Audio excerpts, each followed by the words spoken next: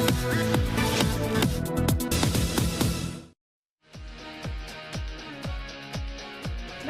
Money गुरु के इस खास पेशकश में आप सभी का स्वागत है। मैं हूं स्वाति रायना। आरबीआई ने ब्याज दरें बढ़ाई और उसके बाद बैंकों ने भी अपना काम करना शुरू कर दिया। कई बैंकों ने अपने एफडी पर जो दरें हैं वो बढ़ानी शुरू कर दी है और जो एफडी खाता धारक हैं उनको मिलने लगा है फायदा और आगे भी यही फायदा मिलने की उम्मीद है, क्योंकि अब बढ़ती हुई ब्याज दरों का दौर शुरू हो चुका है। इसके संकेत साफ हो चुके हैं। अब ऐसे में जब एफडी की दरें बढ़ रही हैं तो डेट फंड में निवेश का क्या हो? आपको बेसिकली पूरा जो अपना डेट पोर्टफोलियो है उसमें किस तरीके की स्ट्रैटेजी अपनानी चाहिए, इसी पर आज हम करने वाले हैं चर्चा। और हमारे साथ खास मेहमान है, परिचय करा दे, फिरोज अजीज, डेप्यूटी सीईओ आनंद राठी वेल्थ मैनेजमेंट लिमिटेड हमारे साथ हैं। फिरोज, आपका बहुत स्वागत कर लेते हैं आज के इस शो में। और यही आपसे जानना चाहते हैं कि बढ़ती ब्याज दरों में अब जो खास तौर पर एफडी के निवेशक हैं वो काफी खुश हैं कि बहुत समय के बाद अब उन्हें कम से कम कुछ फायदा तो मिलेगा अपने फिक्स्ड डिपॉजिट इन्वेस्टमेंट्स पर। लेकिन सबसे पहला सवाल ऐसे दौर में यही लोगों के मन में आता है कि क्या एफडी तो हो गया, बट अगर हम पूरे डेट पोर्टफोलियो और डेट फंड्स की भी बात करें, क्या एक निजी इन्वेस्टर को, एक रिटेल इन्वेस्टर को अपने पोर्टफोलियो में डेट का एक पोर्शन रखना चाहिए इस समय, और वो पोर्टफोलियो का पोर्शन कितना हो? स्वाति जी नमस्कार। आई थिंक पॉइंट वन जो आपने कहा, डेट की कोई अहमियत है या नहीं पोर्टफोलियो में, मेरे हिसाब से बिल्कुल है। हमेशा से थी, हमेशा रहेगी, क्योंकि एक डेट एक संतुलन लाता है, एक स्टेबिलिटी लाता है, एक रिस्क मिटिगेशन लाता है। वो आपकी जिंदगी का प्लान बी है। मार्केट का उतार चढ़ाव तो चलता ही रहता है, बट एक प्लान बी चाहिए होता है। प्लान ए, मार्केट अच्छी चलेगी, अच्छा रिटर्न आएगा, वो तो सबको पता ही है 10 साल 5 साल की होल्डिंग में। तो एक फॉल बैक ऑप्शन, एक डेट बहुत अच्छा जरिया है। पॉइंट वन, कितनी मात्रा होनी चाहिए वो हर इंडिविजुअल पे, पर्सनल फाइनेंस में वो पर्सनल है, एसेट एलोकेशन वो बहुत इंपॉर्टेंट है। कहीं से भी अगर किसी को कोई पैसे की जरूरत नहीं है तो भी 10 से 20% तो डेट में होना ही चाहिए। अगर कोई रिटायरमेंट कॉर्पस के रिटायरमेंट के करीब आ चुके हैं तो 50% भी डेट में हो सकता है। Point two.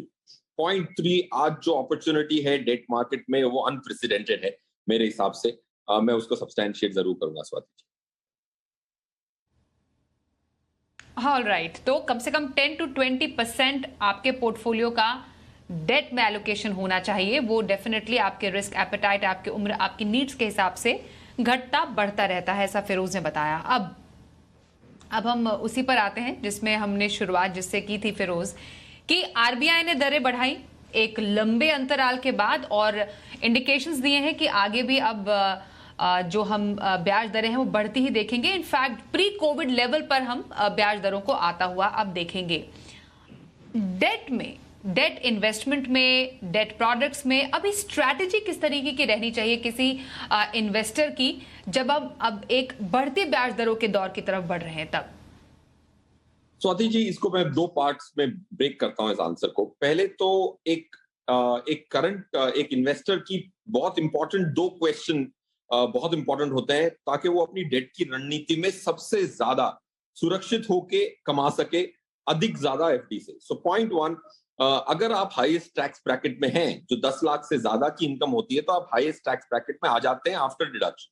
अगर आप हाईएस्ट टैक्स ब्रैकेट में हैं और आप 3-5 साल के लिए अपने पैसे को लॉक इन करने के लिए तैयार हैं, तो आपको आज की स्थिति में, अगर मैं एक फंड बताऊं, जो हजारों फंड डेट फंड्स हैं ओपन एंडेड क्लोज्ड एंड में, 1 या 2 ऐसे फंड्स हैं जहां पे आपको गवर्नमेंट ऑफ इंडिया को लेंड करके एफडी के मुकाबले 10% की एफडी का इंपैक्ट आपको मिल सकता है। ऐसे भी फंड्स हैं। सो पॉइंट वन, क्या आप लॉक इन कर सकते हैं? क्या आप हाईएस्ट टैक्स ब्रैकेट में हैं? अगर वो हाईएस्ट टैक्स ब्रैकेट में है तो जो भी प्राइवेट बैंक की एफडीज हैं वो आपके लिए बिल्कुल मायने नहीं रखती। एक फंड है आईडीएफसी गिल्ड 2027। ये जो फंड है उसमें गवर्नमेंट ऑफ इंडिया के पेपर खरीदे जाते हैं और उसमें कोई छेड़खानी फंड मैनेजर नहीं करता, 5 साल के लिए होल्ड। तो इसमें आपको टैक्स के बाद इंडेक्सेशन की सुविधा प्राप्त जो है, उसके बाद 6.4% टैक्स के बाद मिल सकता है अप्रोक्सीमेटली। उसका मतलब ये है कि गवर्नमेंट ऑफ इंडिया की 10% की एफडी भी लें, उस पर अगर 33% का टैक्स लगाएं तो आप 6.5 पे आते हैं। तो इसीलिए हाईएस्ट टैक्स ब्रैकेट वालों के लिए ये फंड जो है वो आपको टैक्स फ्री 6.4 दे सकता है, जो कि 10% की एफडी से भी मुकाबला कर सकता है। और आज की जो बैंक्स हैं वो 5-6% की एफडी दे रही हैं। अगर आपको 4% ज्यादा एफडी का रिटर्न मिल सकता है 6 के बदले 10, तो ये फंड इग्नोरेबल नहीं है। Hence it should always form a part of the strategy. Absolutely. अब कमिंग बैक टू स्ट्रैटेजी, आपने फंड्स बताए कि हाँ कौन से फंड्स हैं जो कि अभी भी एक अच्छा स्कोप रखते हैं कि आपको ऐसे माहौल में अच्छा एक रिटर्न दे पाएं। पर जब हम एक करंट सिनारियो में एक स्ट्रैटेजी की बात करते हैं, डेट इन्वेस्टमेंट में स्ट्रैटेजी की बात करते हैं, तो क्या एक पर्टिकुलर निवेश नीति किसी एक इन्वेस्टर को अपनानी चाहिए, डेट इन्वेस्टर को ऐसे माहौल में अपनानी चाहिए जब उन्हें मालूम है कि बॉन्ड यील्ड भी हाई है, जो एफडी रेट्स हैं वो भी बढ़ते जा रहे हैं, बेसिकली जो रेपो रेट है वो भी सरकार बढ़ा रही है, तो एक स्ट्रैटेजी जो शायद इस टाइम काम आएगी डेट इन्वेस्टर्स को? स्वाति जी, बिल्कुल सही कहा आपने कि स्ट्रेटजी चुनना बहुत ज्यादा जरूरी है। और मेरे हिसाब से आज की करंट स्थिति में जब ऑलरेडी ब्याज दरें काफी बड़ी हैं और मार्केट जो है वो आरबीआई की रेट इंक्रीज का वेट नहीं करती, वो पहले से ही वो जो यील्ड्स हैं वो शूट अप हो चुकी है। ये उम्मीद में कि आरबीआई तो रेट घटाने वाली है, ये कोई सीक्रेट नहीं है। सबको पता है, मार्केट में जो भी डेट मार्केट में पार्टिसिपेट करते हैं इंस्टीट्यूशंस, उनको भी पता है कि रेपो रेट बढ़ना है, तो ऑटोमेटिकली वो फैक्टर इन हो जाता है। पॉइंट 1। पॉइंट 2, स्ट्रेटजी की बात करें तो एक स्ट्रेटजी है जो मेरे हिसाब से बहुत बेहतरीन स्ट्रेटजी है, उसको कहते हैं रोल डाउन स्ट्रेटजी।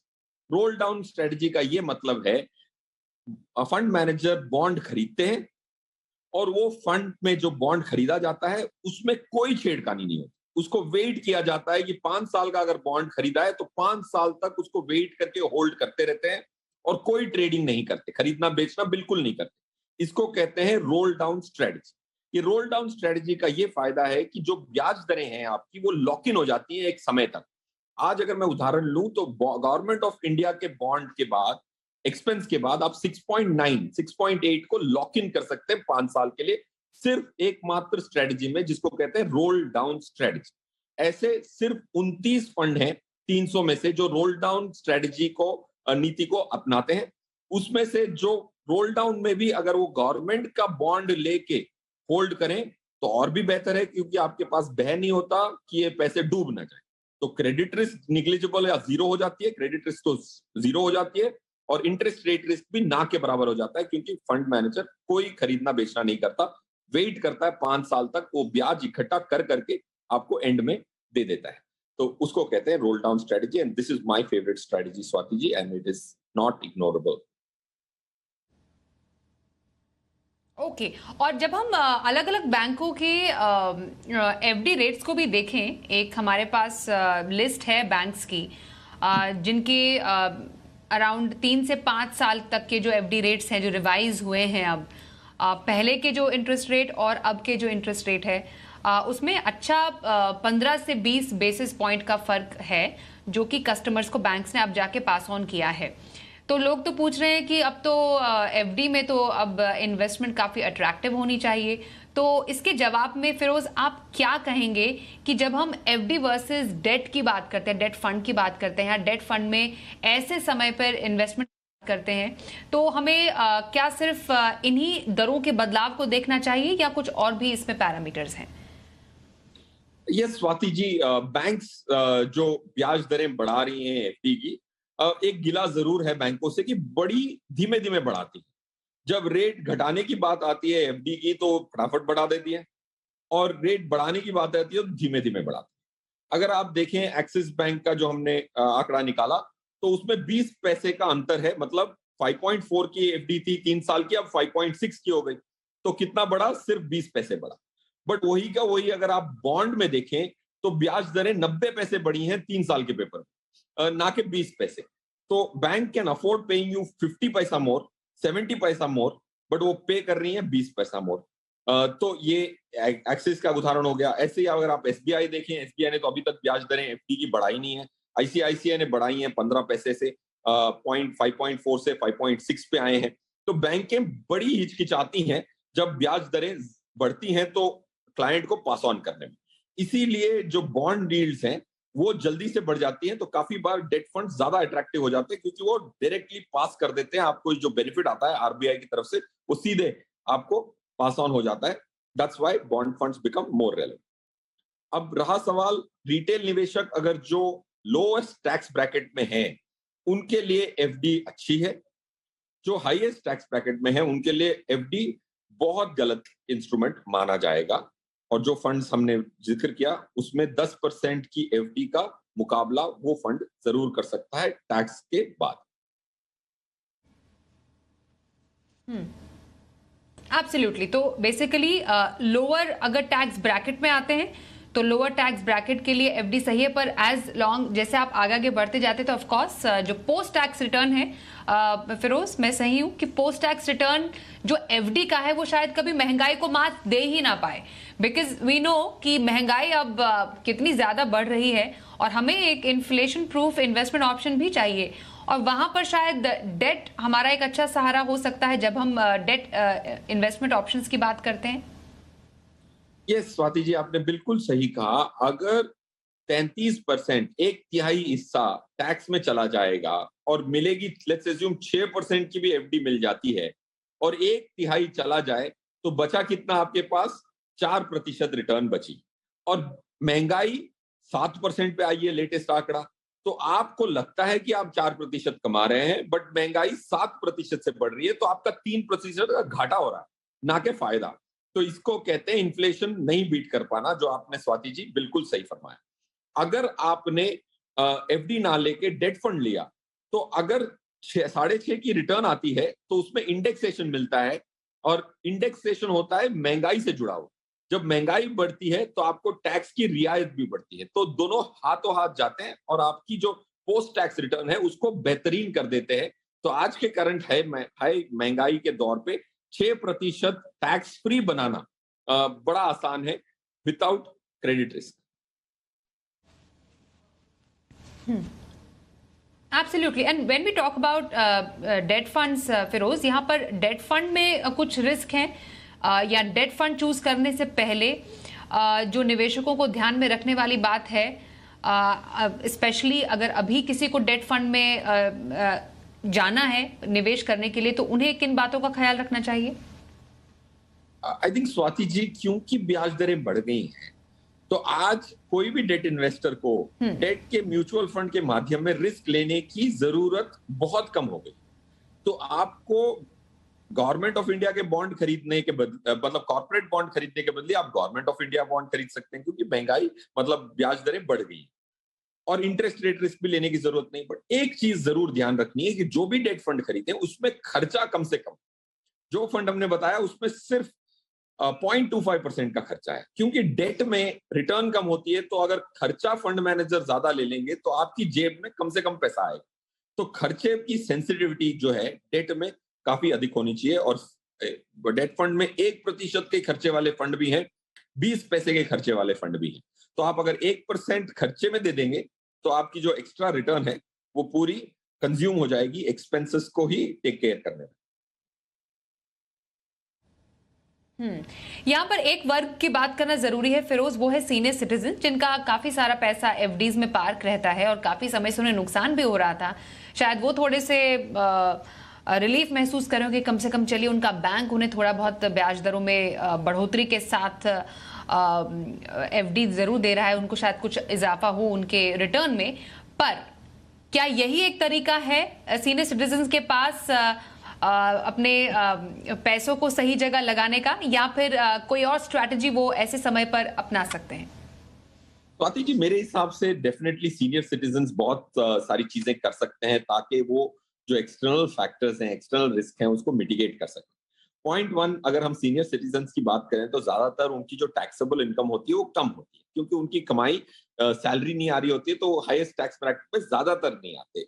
अगर एक senior citizen highest tax bracket में नहीं है तो वो जरूर एफडी का प्रयोग करें, और वो एफडी से जो इंटरेस्ट आता है वो बहुत काम आता है। और अगर आप हाईएस्ट टैक्स ब्रैकेट में या टैक्स ब्रैकेट में ही ना हो, क्योंकि सीनियर सिटीजन की टैक्स और थोड़ी लिबरल होती है, तो आपको अगर 6% की एफडी मिलती है तो सीधे जेब में आता है और टैक्स नहीं भरना पड़ता।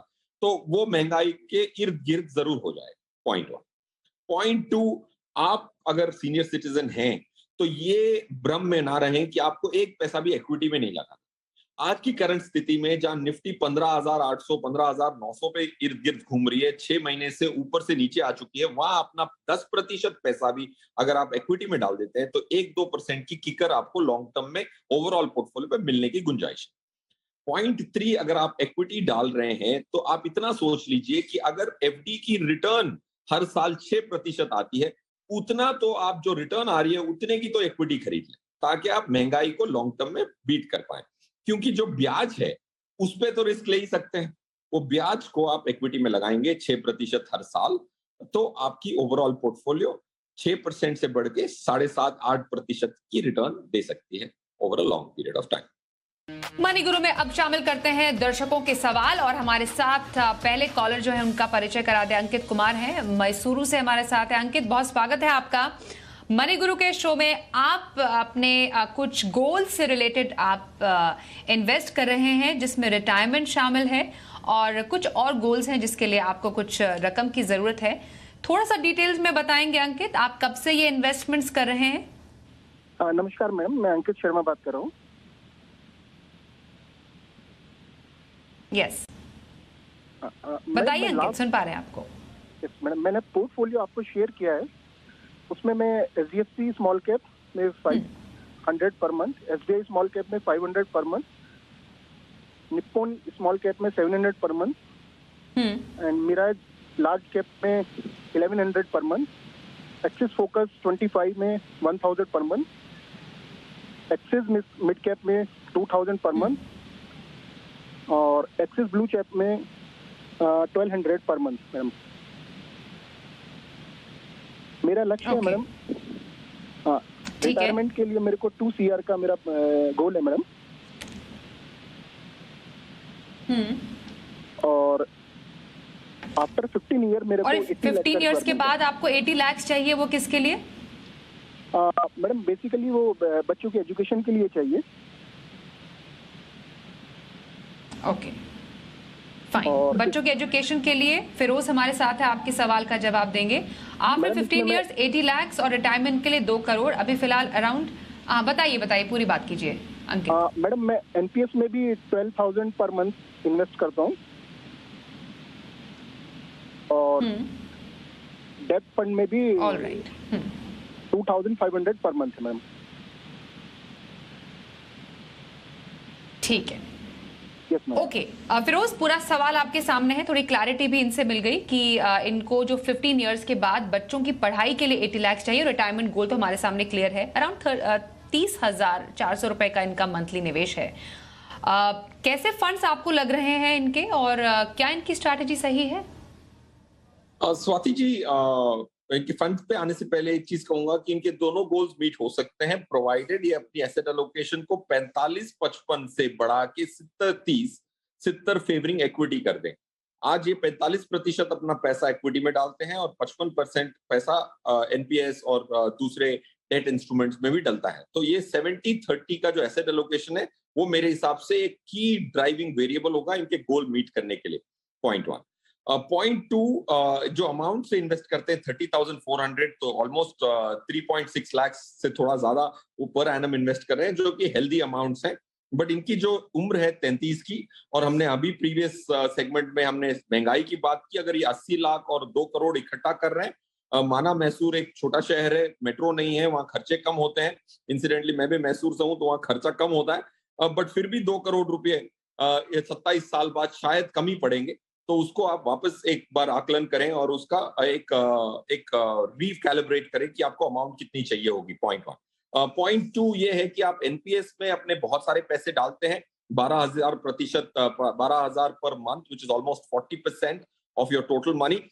एनपीएस में भी अगर बहुत सारे ऑप्शंस होते हैं, तो आप इक्विटी के ऑप्शंस को चुने, ताकि वो भी अच्छी बढ़त से आपको महंगाई को मात दे पाए। और लास्ट पार्ट, आपके स्कीम्स से पहले आपकी एक्सिस म्यूचुअल फंड में आधा आपका जो एसआईपी का अमाउंट है एक एसेट मैनेजमेंट कंपनी में जा रहा है। काफी सारी स्कीम्स हैं, बट अगर हम वेटेज को टोटल करें तो ये निकल के आता है कि आधा इक्विटी का पैसा एक एसेट मैनेजमेंट कंपनी के पास जा रहा है। तो ये हर निवेशक के लिए, हर दर्शक के लिए भी इंपॉर्टेंट है कि क्लियर डिस्ट्रीब्यूशन करें, ताकि अपनी टॉप 5-7 एएमसीज में इक्वल या ऑलमोस्ट इक्वल डिस्ट्रीब्यूशन हो, ना कि एक में 50% और बाकी सब में मिला के 50%. So this is the piece of advice. I think goals reasonable है, मीट होने की गुंजाइश बहुत अच्छी. ओके अंकित, होपफुली आपको जो चेंजेस करने हैं वो फिरोज ने बताए अपने नीड के हिसाब से, महंगाई को ध्यान में रखते हुए और डाइवर्सिफिकेशन को देखते हुए अपने पोर्टफोलियो में जो भी चेंजेस करने हैं आप जरूरत के मुताबिक कीजिएगा. बेंगलोर से अनुज का सवाल हमारे पास ईमेल पर आया है. फिरोज आपको बताएं, 46 इयर्स के हैं अनुज और ये कह रहे हैं कि ये अपनी प्रॉपर्टी बेचने की सोच रहे हैं जिससे इनको एकमुश्त 50 लाख रुपए मिलेंगे.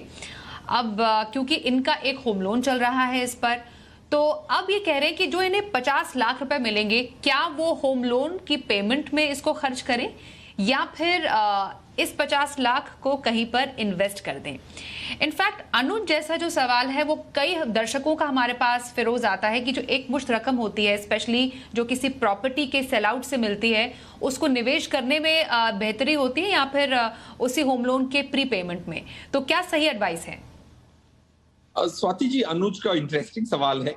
पहले तो मुझे बड़ी खुशी है कि अनुज अपना एक्स्ट्रा घर या एक्स्ट्रा रियल एस्टेट बेच रहे हैं.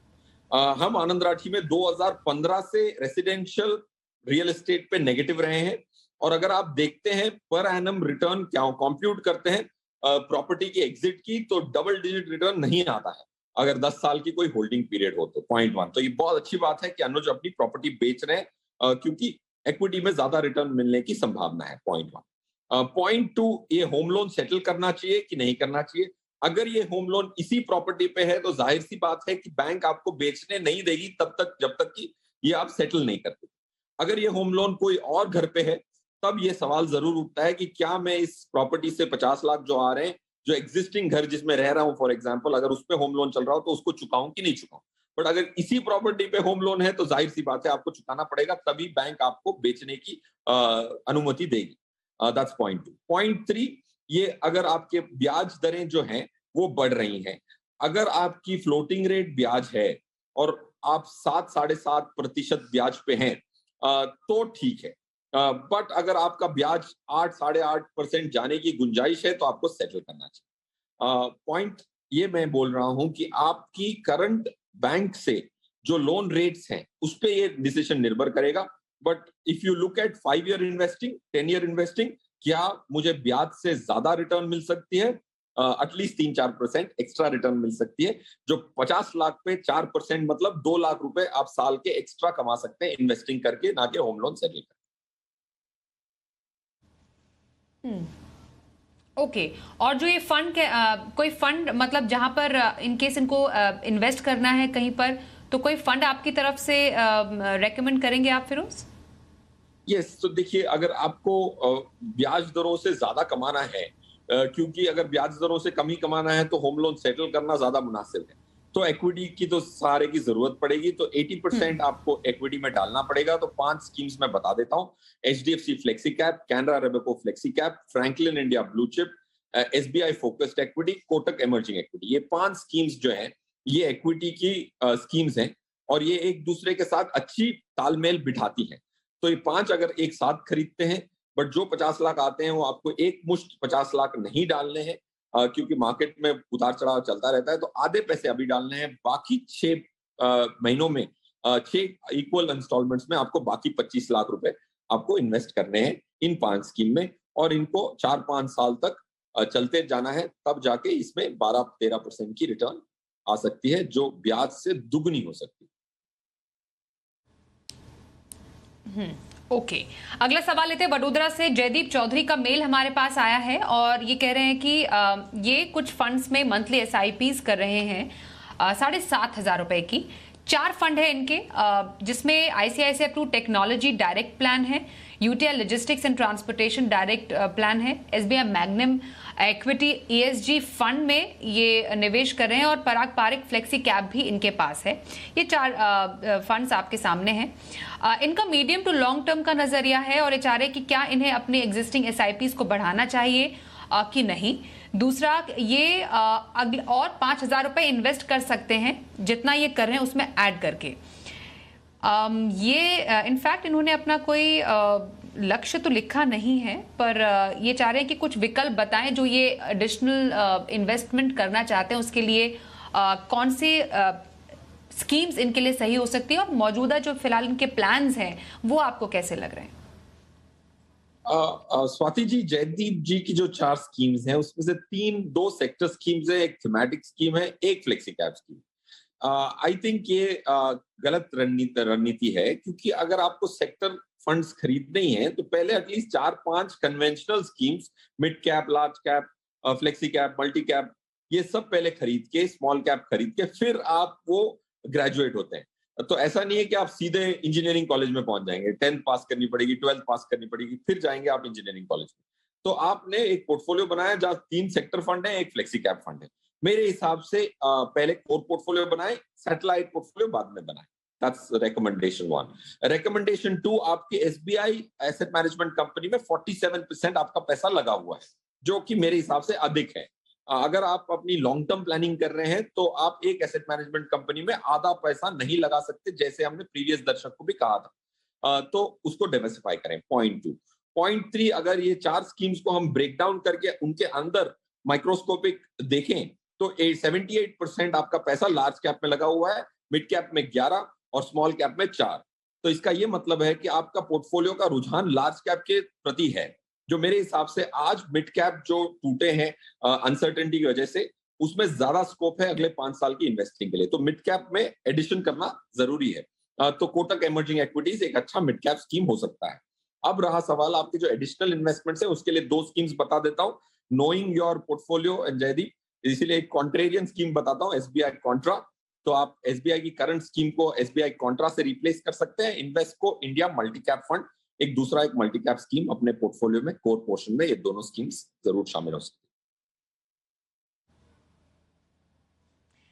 ओके जयदीप, होपफुली आपको अपने सवाल का जवाब मिला, और जो बदलाव करने हैं अपनी जरूरत के हिसाब से आप कर सकते हैं। और फिरोज, आपका बहुत धन्यवाद करेंगे हम मनी गुरु में आज हमारे इस एपिसोड में शामिल होने के लिए। तो मनी गुरु के आज की इस खास पेशकश में बस इतना है। आपके मन में भी कोई सवाल है तो जरूर लिखिए, तरीका बेहद आसान है। व्हाट्सएप पर हमें सवाल भेजिए, हमारा ईमेल आईडी भी है जिसके जरिए आप हमें अपना क्वेश्चन भेज सकते हैं। पूरा सवाल अपने फोन नंबर के साथ जरूर लिखिएगा। और आज के इस एपिसोड में बस इतना ही। रुकते हैं एक ब्रेक के लिए, खबरों का सिलसिला जारी रहेगा। देखते रहिए जी बिजनेस।